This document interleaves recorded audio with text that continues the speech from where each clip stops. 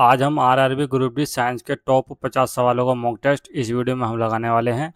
और आपका आने वाले जो एग्ज़ाम है अगस्त में, उस एग्ज़ाम के लिए साइंस के लिए यह वीडियो बहुत ही ज़्यादा लाभदायक होने वाली है, क्योंकि मैं आपको इसमें जो टॉप 50 सवाल बताऊंगा वो आपके एग्ज़ाम में कई बार पूछे हुए सवाल हैं, प्रीवियस पेपर के सारे सवाल हैं। ठीक है। अगर आप चाहते हैं सिलेक्शन लेना तो इस वीडियो को बिल्कुल भी मत छोड़ना। अब हम अपनी टाइम वेस्ट नहीं करते, हम अपनी पढ़ाई को स्टार्ट करते हैं। इससे पहले इस वीडियो को लाइक कर देना और सब्सक्राइब करके बेल आइकन को प्रेस ज़रूर कर लेना।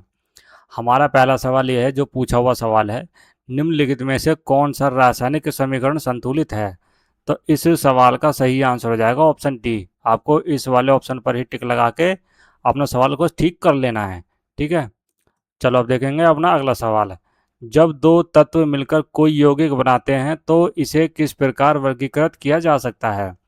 तो इसका सही आंसर हो जाएगा संयोजन वर्गीकृत द्वारा, यानी कि ऑप्शन सी इसका बिल्कुल सही आंसर हो जाएगा। अगला सवाल है, निम्न में से कौन सी गैस एक अत्यधिक जहरीली, गंधहीन, स्वादहीन और रंगहीन गैस है? तो इसका सही आंसर है वो है कार्बन मोनोऑक्साइड, यानी कि ऑप्शन बी इसका बिल्कुल सही आंसर हो जाएगा।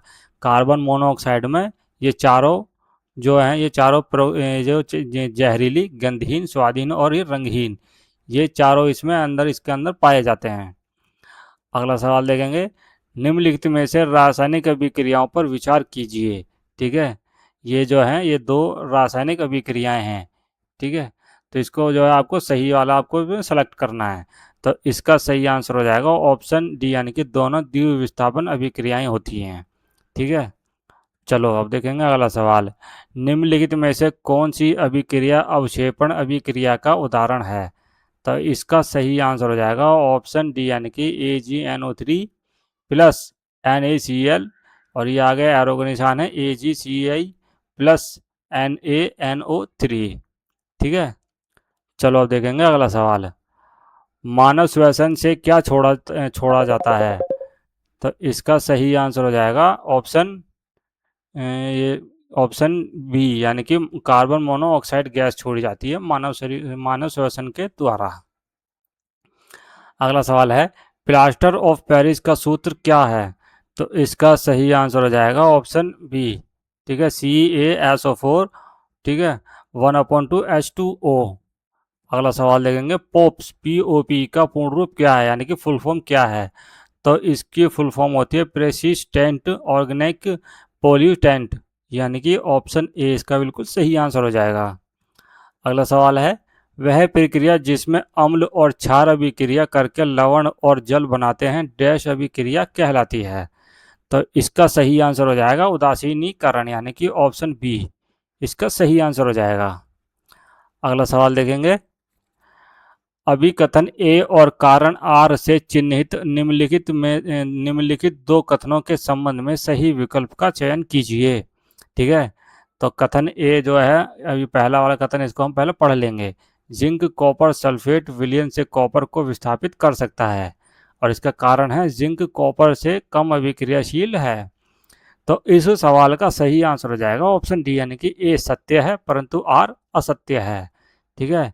यानी कि अभिकथन जो है इसका सही है, लेकिन आर यानी कि रीजन इसका बिल्कुल गलत हो जाएगा। अगला सवाल देखेंगे, जब कॉपर सल्फेट विलयन लोहे की धातु के साथ अभिक्रिया करता है तो तांबा धातु का निर्माण होता है।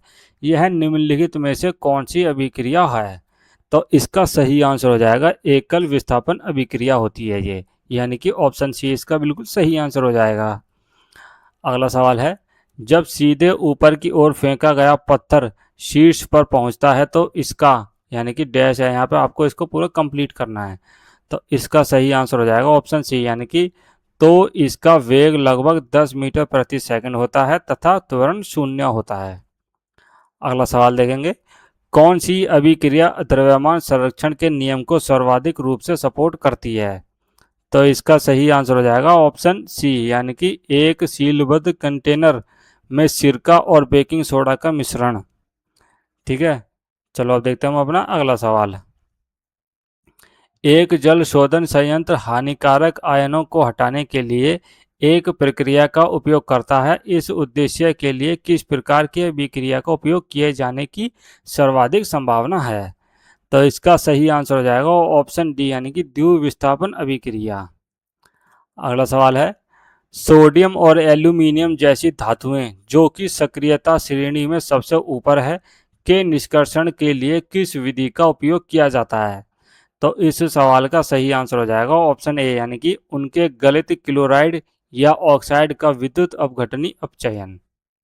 अब देखेंगे अगला सवाल यह है कि कॉपर सल्फेट विलयन में लोहे की कील डुबोने पर उसका नीला रंग फीका क्यों पड़ जाता है?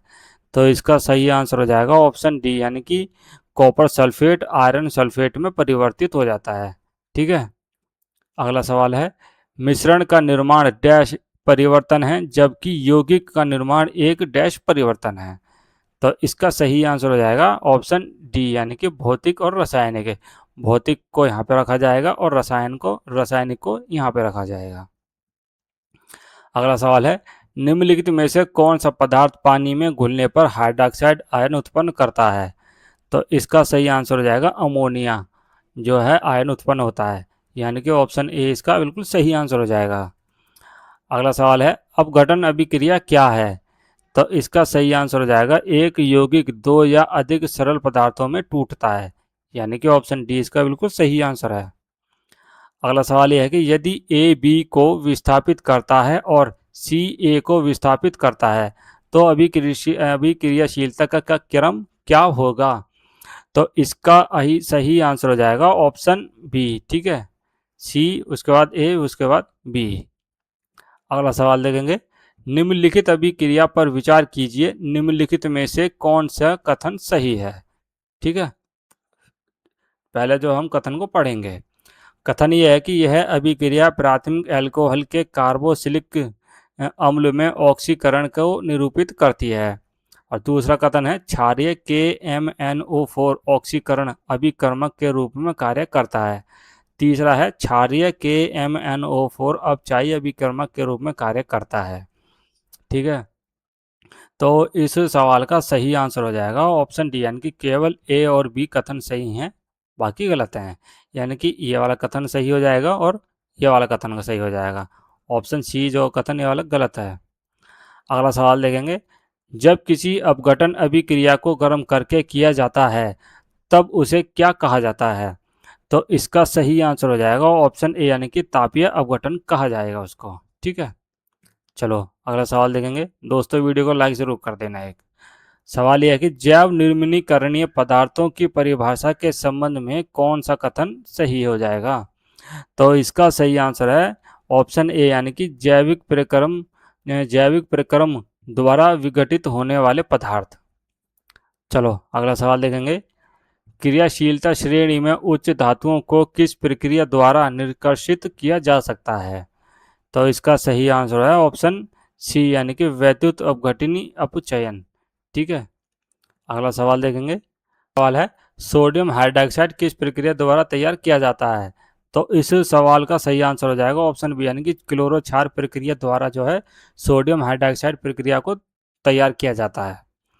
अगला सवाल है, H+ आयनों को महत्वपूर्ण सांद्रता वाले विलयन का pH मान क्या होगा? तो इसका pH मान होता है 7 से कम, यानी कि ऑप्शन बी इसका सही आंसर हो जाएगा। अगला सवाल है, रासायनिक उद्योगों में विरंजन चूर्ण यानी कि ब्लीचिंग पाउडर मुख्य रूप से डैश के रूप में कार्य करता है। ठीक है, तो इसका सही आंसर हो जाएगा ऑप्शन सी, यानी कि एक ऑक्सीकारक अभिकर्मक के रूप में कार्य करता है। ठीक है, अगला सवाल है, निष्कर्षण से पहले अयस्क के संवर्धन का उद्देश्य क्या है? तो इसका सही आंसर हो जाएगा अशुद्धियों को दूर करना, इसका उद्देश्य होता है, यानी कि ऑप्शन ए इसका बिल्कुल सही आंसर हो जाएगा।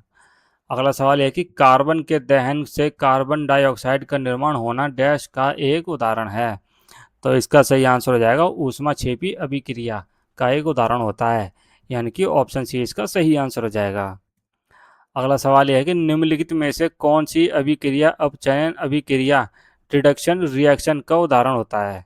तो इसका सही आंसर हो जाएगा ऑप्शन डी, यानी कि CuO+H2 एरो Cu+H2O। ठीक है, इस सवाल का ऑप्शन हो जाएगा ऑप्शन डी, बिल्कुल सही आंसर हो जाएगा। अगला सवाल है, सोडियम हाइड्रोक्साइड का निर्माण किस प्रकार किया जाता है? तो इसका निर्माण किया जाता है लवण जल के माध्यम से विद्युत प्रवाहित करके, यानी कि ऑप्शन ए इसका बिल्कुल सही आंसर हो जाएगा।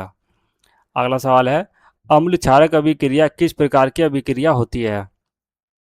तो ये होती है ऊष्माक्षेपी अभिक्रिया, यानी कि ऑप्शन सी इसका सही आंसर हो जाएगा। अगला सवाल यह है कि बेरियम क्लोराइड की सोडियम सल्फेट के साथ अभिक्रिया से क्या बनता है? तो इसकी अभिक्रिया से बनता है BaSO4 का सफ़ेद अपक्षेप, यानी कि ऑप्शन सी इसका सही आंसर हो जाएगा। अगला सवाल है, किस प्रकार की रासायनिक अभिक्रिया में अभिकारकों के बीच आयनों का आदान प्रदान होता है?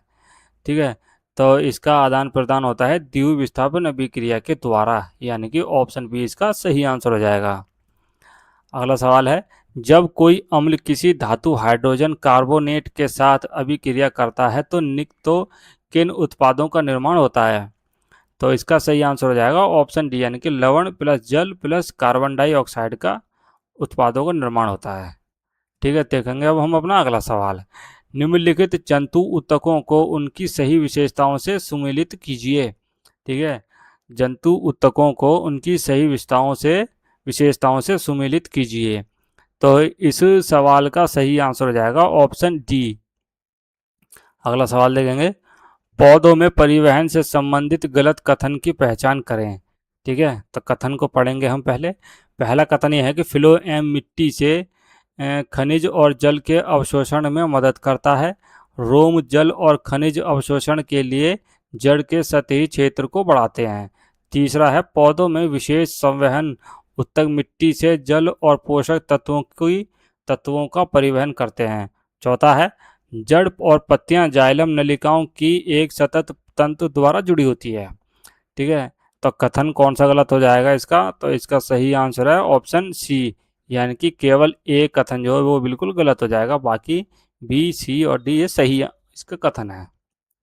अगला सवाल है, कोलाइड को स्थिर क्यों माना जाता है? तो इसका सही आंसर है, इसके कण अविक्षुब्ध छोड़ने पर नीचे नहीं बैठते हैं, इसलिए कोलाइड को स्थिर माना जाता है, यानी कि ऑप्शन सी इसका बिल्कुल सही आंसर हो जाएगा। अगला सवाल है, नियत अनुपात का नियम कहता है, यानी कि नियत अनुपात का नियम कहता है। तो इसका सही आंसर हो जाएगा ऑप्शन डी, यानी कि कोई भी रासायनिक यौगिक हमेशा अपने घटक तत्वों को द्रव्यमान के एक निश्चित अनुपात में रखता है। ठीक है, तो इसका ऑप्शन डी इसका बिल्कुल सही आंसर हो जाएगा। अगला सवाल देखेंगे, सूर्य से पराबैंगनी किरणें यूवी विकिरण से पृथ्वी की सतह को ओजोन परत ढालती है और निम्नलिखित में से किस संश्लेषित रसायन के कारण वायुमंडल में ओजोन की मात्रा तेजी से कम होने लगती है? तो इस सवाल का सही आंसर हो जाएगा ऑप्शन डी, यानी कि क्लोरोफ्लोरोकार्बन। अगला सवाल है, जब चूना पत्थर की अपघटन अभिक्रिया गर्म करके की जाती है तो उसे क्या कहा जाता है? तो इसको कहा जाता है ऊष्मीय अपघटन, यानी कि ऑप्शन ए इसका बिल्कुल सही आंसर हो जाएगा। अगला सवाल है, उस विकल्प का चयन करें जो अभिकथन ए और कारण आर के संबंध में सत्य है। ठीक है, तो अभिकथन है, यदि आप जल्दी में हों तो निलंबित भार के नीचे काम करना सुरक्षित है, और इसका रीजन है, आपके द्वारा उपयोग किए जा रहे उपकरण का सुरक्षित कार्यभार कभी भी अधिक नहीं होना चाहिए। तो इस सवाल का सही आंसर हो जाएगा ऑप्शन सी, यानी कि अभिकथन ए गलत है लेकिन कारण जो है सत्य हो जाएगा। ये कथन गलत हो जाएगा लेकिन कारण इसका रीजन जो बिल्कुल सही है। अगला सवाल है, निम्नलिखित में से कौन सा संयोजन अभिक्रिया का उदाहरण होता है? तो इसका सही आंसर हो जाएगा ऑप्शन ए। ठीक है, अगला सवाल देखेंगे, द्रव्यमान वाले एक पिंड पर कोई बल F कार्य करता है। दोस्तों इस सवाल में थोड़ी सी मिस्टेक हो गई है टाइपिंग में, यहाँ पे सिर्फ एक ही F है, ये बार बार ये दो है, दो बार ये टाइपिंग हो गई है, गलत है। ठीक है, और यहाँ भी ये थोड़ी मिस्टेक हो गई है और यहाँ भी ये मिस्टेक हो गई है। ठीक है, सवाल को हम देखेंगे, पढ़ेंगे दोबारा। द्रव्यमान वाले एक पिंड पर कोई बल F कार्य करता है जिसके त्वरण उत्पन्न होता है। यदि बल 2F हो जाए तथा पिंड का द्रव्यमान घटकर m² 2 हो जाए तो नए त्वरण का मान क्या होगा? तो इसका सही आंसर हो जाएगा ऑप्शन सी, यानी कि 4A। इसमें ऑप्शन में भी थोड़ी मिस्टेक हो गई है। ठीक है, इतना ही है बस, सिर्फ 4A। अगला सवाल है, अयस्क से धातुओं के निष्कर्षण में निम्नलिखित में से कौन सा क्रम सही है? तो इसका सही आंसर हो जाएगा ऑप्शन सी, यानी कि सांद्रण फिर अपचयन, फिर शोधन।